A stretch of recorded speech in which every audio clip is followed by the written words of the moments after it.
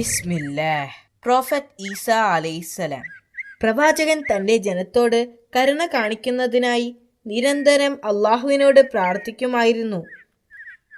മറ്റുള്ളവരോട് കരുണ കാണിക്കാനും അള്ളാഹുവിൽ വിശ്വസിക്കുവാനും അദ്ദേഹം തന്റെ ജനങ്ങളോട് പറയുമായിരുന്നു. ഒരിക്കൽ അദ്ദേഹത്തിന്റെ കൂടെയുള്ള ഒരാൾ പ്രവാചകന്റെ അത്ഭുതത്തെക്കുറിച്ച് പറഞ്ഞു. ഇത് കേട്ട് ജൂതന്മാരിൽ ഒരാൾ ഈ അടുത്തു മരിച്ച ഒരാളുടെ ചേതനയേറ്റ ശരീരത്തെ പുനർജീവിപ്പിക്കാൻ പറഞ്ഞു. അപ്പോൾ പ്രവാചകൻ അവരോട് അയാളുടെ കല്ലറ കാണിച്ചു കൊടുക്കാൻ പറഞ്ഞു. ആളുകൾ പ്രവാചകനോടൊപ്പം അയാളുടെ കല്ലറയുടെ അടുത്തേക്ക് പോയി. അവിടെ നിന്നും അയാളെ ജീവിതത്തിലേക്ക് തിരിച്ചു കൊണ്ടുവരാൻ വേണ്ടി അള്ളാഹുവിനോട് അദ്ദേഹം പ്രാർത്ഥിച്ചു. എന്തൊരു അത്ഭുതം! അയാൾ ആ കല്ലറയിൽ നിന്നും ജീവനോടെ എഴുന്നേറ്റ് വന്നു. ഒരിക്കൽ പ്രവാചകൻ തന്റെ അനുയായികളോട് 30 ദിവസം നോമ്പ് അനുഷ്ഠിക്കാൻ ആവശ്യപ്പെട്ടു. അവർ സമ്മതിക്കുകയും അവർ ഉപവാസം ആരംഭിക്കുകയും ചെയ്തു. 30 ദിനരാത്രങ്ങൾ ഉപവസിച്ചതിനു ശേഷം ശിഷ്യന്മാർ അദ്ദേഹത്തോടൊപ്പം മരുഭൂമിയിലേക്ക് യാത്രയായി. പ്രവാചകനോടൊപ്പം ആയിരക്കണക്കിന് ആളുകൾ അദ്ദേഹത്തെ അനുഗമിച്ചിരുന്നു. അനുയായികളിൽ പലരും രോഗബാധിതരായിരുന്നു. പ്രവാചകൻ അവരെ സുഖപ്പെടുത്തുമെന്ന് അവർ വിശ്വസിച്ചു. ഒരു സംഘം ആളുകൾ പ്രവാചകന് എതിരായിരുന്നു. പ്രവാചകൻ എവിടെ പോയാലും അവർ കൂടെയുണ്ടാകും. അവർ കൂടെ പോയിരുന്നത് അദ്ദേഹത്തെ പരിഹസിക്കാനും അവസരം കിട്ടുമ്പോഴെല്ലാം നിന്ദിക്കാനുമായിരുന്നു. 30 ദിവസ ഉപവാസ ശേഷം സത്യനിഷേധികൾ പ്രവാചകനോട് ചോദിച്ചു, അവർക്ക് ആകാശത്ത് നിന്നും ഭക്ഷണം ലഭിക്കുമായിരുന്നെങ്കിൽ അവരുടെ ഉപവാസം അള്ളാഹു സ്വീകരിച്ചു എന്ന് ഉറപ്പാക്കാമായിരുന്നു. അവർ ഉപവാസം അവസാനിപ്പിക്കുന്ന ആ ദിവസം എന്തെങ്കിലും പ്രത്യേക ഭക്ഷണം കഴിക്കാൻ അവർക്ക് ആഗ്രഹമുണ്ടെന്ന് അറിയിച്ചു. അവിടെ ആയിരക്കണക്കിന് ആളുകളുണ്ടായിരുന്നു. ഇത്രയും പേർക്ക് ഭക്ഷണം എത്തിക്കാൻ പ്രവാചകനെ സാധിക്കില്ല എന്ന് അവർക്കറിയാമായിരുന്നു. പ്രവാചകൻ അവരുടെ ആവശ്യങ്ങൾ അംഗീകരിച്ചു. എന്നിട്ട് അല്പം മാറിയിരുന്ന് അള്ളാഹുവിനോട് പ്രാർത്ഥിച്ചു. എന്തൊരു അത്ഭുതം!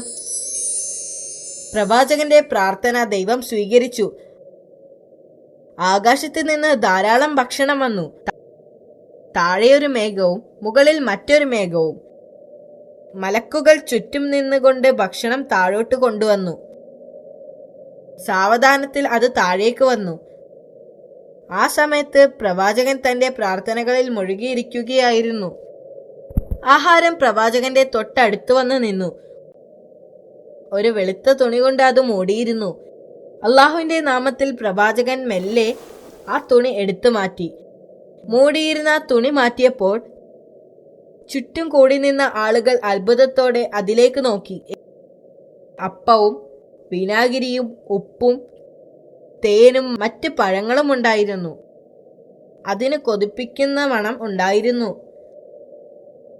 അവർ ഇതിനു മുൻപ് ഇതുപോലെ ഒരു മണം അനുഭവിച്ചിട്ടില്ലായിരുന്നു. അപ്പോൾ ഈസാ നബി അവിശ്വാസികളോട് അതിൽ നിന്ന് കഴിക്കാൻ പറഞ്ഞു. താങ്കൾ അതിൽ നിന്ന് എടുത്ത് കഴിക്കുന്നത് കണ്ടതിന് ശേഷം മാത്രമേ ഞങ്ങൾ കഴിക്കുകയുള്ളൂ എന്ന് അവർ പ്രവാചകനോട് പറഞ്ഞു. ഇത് ആവശ്യപ്പെട്ടത് നിങ്ങളാണ്, അതുകൊണ്ട് ആദ്യം നിങ്ങളിത് കഴിക്കണം. പ്രവാചകൻ അവരോട് ആവശ്യപ്പെട്ടു. പക്ഷേ സത്യനിഷേധികൾ അത് നിരസിച്ചു. അപ്പോൾ പ്രവാചകൻ ദരിദ്രരും രോഗികളും അന്ധരും അംഗവൈകല്യമുള്ളവരുമായ ആളുകളോട് അതിൽ നിന്ന് കഴിക്കാൻ ആവശ്യപ്പെട്ടു. അവർ 1000-ഓളം ആളുകൾ ഉണ്ടായിരുന്നു. അവരെല്ലാവരും അത് കഴിച്ചു. അപ്പോൾ മറ്റൊരു അത്ഭുതം സംഭവിച്ചു. അതിൽ നിന്ന് ഭക്ഷണം കഴിച്ച എല്ലാ രോഗികളെയും അള്ളാഹു സുഖപ്പെടുത്തി. വികലാംഗരെയും അന്ധന്മാരെയും മറ്റുള്ളവരെയും സംബന്ധിച്ചിടത്തോളം അതൊരു അത്ഭുതം തന്നെയായിരുന്നു. സത്യനിഷേധികളെ ആദ്യം ക്ഷണിച്ചിട്ടും അവർ അത് കഴിക്കാൻ വിസമ്മതിച്ചതിൽ അവർ ഇപ്പോൾ ദുഃഖിക്കുന്നുണ്ടായിരുന്നു. ഈ സദ്യയുടെ വാർത്ത അതിവേഗം പരന്നു. ആ വാർത്ത നഗരത്തിലും എത്തി. ആയിരക്കണക്കിന് ആളുകൾ ഈ ദിവ്യ സദ്യക്ക് സാക്ഷ്യം വഹിക്കാൻ അങ്ങോട്ട് യാത്രയായി. വിരുന്നിൽ പങ്കെടുക്കാൻ ആഗ്രഹിക്കുന്നവരുടെ എണ്ണം ഇപ്പോൾ വളരെ കൂടുതലായിരുന്നു. പ്രവാചകൻ എല്ലാവരോടും ഭക്ഷണം കഴിക്കാൻ പറഞ്ഞു. ദിവസങ്ങൾ കഴിഞ്ഞു. ആദ്യം മുതൽ അവസാനം വരെയുള്ള ഓരോ വ്യക്തിയും വയറ് നിറയെ ഭക്ഷണം കഴിച്ചു. ഓരോ ദിവസവും 7000-ഓളം ആളുകൾ ഭക്ഷിച്ചതായി പറയപ്പെടുന്നു. 40 ദിവസത്തിനു ശേഷം ദരിദ്രർക്ക് മാത്രം ഭക്ഷണം നൽകിയാൽ മതിയെന്നും ധനികർക്ക് നൽകേണ്ടതില്ല എന്നും അള്ളാഹു പ്രവാചകനോട് ആവശ്യപ്പെട്ടു. പ്രവാചകൻ ജനങ്ങളോട് സത്യസന്ധരായിരിക്കണമെന്ന് മുന്നറിയിപ്പ് നൽകുകയും ധനികരായ ആളുകൾ വിരുന്നുകളിൽ നിന്ന് അകന്നു നിൽക്കണമെന്നും ആവശ്യപ്പെടുകയും ചെയ്തു. കൂടാതെ ദരിദ്രരോട് ഭക്ഷണം നാളത്തേക്ക് കരുതി വെക്കണമെന്ന് ആവശ്യപ്പെടുകയും ചെയ്തു. എന്നാൽ ജനങ്ങൾ പ്രവാചകൻ പറഞ്ഞത് ശ്രദ്ധിച്ചില്ല. ധനികർ പാവപ്പെട്ടവനായി അഭിനയിച്ച് ഭക്ഷണം കഴിച്ചു. പ്രവാചകന്റെ കൽപ്പന അനുസരിക്കാതെ ദരിദ്രരും ആവശ്യത്തിൽ കൂടുതൽ ഭക്ഷണം കഴിച്ചു. അതിന്റെ ഫലമായി ഭക്ഷണം എവിടെ നിന്നാണോ വന്നത് അങ്ങോട്ട് തന്നെ ഉയർത്തപ്പെട്ടു. ആളുകൾ ഈ അത്ഭുതത്തെക്കുറിച്ച് ദിവസങ്ങളോളം സംസാരിച്ചു. അവർക്ക് അള്ളാഹുവിന്റെ അത്ഭുതങ്ങളെക്കുറിച്ച് ബോധ്യപ്പെട്ടു. ഈസാ നബി അലൈഹി ഇസ്ലാം അദ്ദേഹത്തിന്റെ പ്രബോധനം തുടർന്നുകൊണ്ടേയിരുന്നു. പ്രവാചകനെതിരെ എന്തെങ്കിലും ചെയ്തില്ല എങ്കിൽ അടുത്ത് തന്നെ അവരെല്ലാവരും ഒന്നുമില്ലാത്തവരായി മാറുമെന്ന് പുരോഹിതന്മാർ മനസ്സിലാക്കി. അതുകൊണ്ട് ഈസാ നബിയുടെ അത്ഭുതങ്ങൾ മൂസാ നബിയുടെ നിയമത്തിന് എതിരാണെന്നും മാത്രമല്ല അത് ചെകുത്താന്റെ പണിയാണെന്നും പറഞ്ഞു പരത്തി. എന്നിട്ടും അവർക്ക് പ്രവാചകന്റെ പ്രബോധനം നിർത്താൻ സാധിച്ചില്ല. അതിൽ കോപിതരായ അവർ അദ്ദേഹത്തെ കൊല്ലാൻ തീരുമാനിച്ചു. അതിനുവേണ്ടി മുഖ്യ പുരോഹിതന്മാർ ഒരു രഹസ്യ യോഗം ചേർന്നു. പ്രവാചകനെ കൊല്ലുന്നതിന് ഏറ്റവും നല്ല മാർഗം തിരഞ്ഞെടുക്കുന്നതിനു വേണ്ടിയായിരുന്നു ആ യോഗം. പുരോഹിതന്മാരെല്ലാം ചേർന്ന് റോമൻ ഗവർണറുടെ അടുത്ത് ചെന്ന് റോമൻ സാമ്രാജ്യത്തിനെതിരായി ഈസാ നബി ഗൂഢാലോചന നടത്തുന്നതായി അറിയിച്ചു.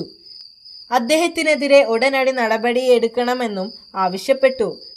പരിശുദ്ധ ഖുർആനിൽ അല്ലാഹു സുബ്ഹാനഹു തആല അദ്ദേഹത്തെ ഉന്നത പദവിയിലെത്തിച്ചതായി പറയുന്നു.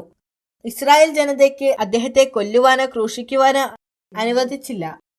എന്താണ് സംഭവിച്ചത് എന്നാൽ ഇസ്രായേലുകാർ പ്രവാചകനാണെന്ന് തെറ്റിദ്ധരിച്ച് മറ്റൊരാളെ അറസ്റ്റ് ചെയ്യുകയും കുരിശിലേറ്റുകയും ചെയ്തു. അള്ളാഹു ഈസാ നബി അലൈഹിസ്സലാമിനെ അദ്ദേഹത്തിന്റെ ശത്രുക്കളിൽ നിന്നും രക്ഷപ്പെടുത്തി സ്വർഗത്തിലെത്തിച്ചു. അന്ത്യനാളിൽ ഈസാ നബി അലൈഹിസ്സലാം ഭൂമിയിലേക്ക് ഇറങ്ങി വരുമെന്നാണ് വിശ്വസിക്കപ്പെടുന്നത്.